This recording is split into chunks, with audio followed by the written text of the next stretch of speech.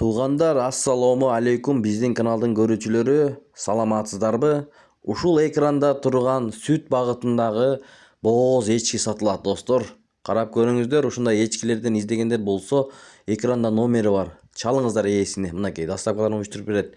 Бооз сүт багытындагы эчки, туғандар. Бүгүн 11 декабрь 2025 жыл. Туғандар, таза чейске эчки сатылат. Бооз. Чакын бооз, феврал туйт мына. Кайбир 8 туйт. 400 туйт. 2 литр, 2,5 литр сүт берип жүргөн эчки мына. Желлери деле, машалла. Желе сала баштаптыр кичинеден. Машалла. Таза чейске. Баасы 35 000 сом. Региондорго доставкасы бар. Машалла мынакей. Таза чейске.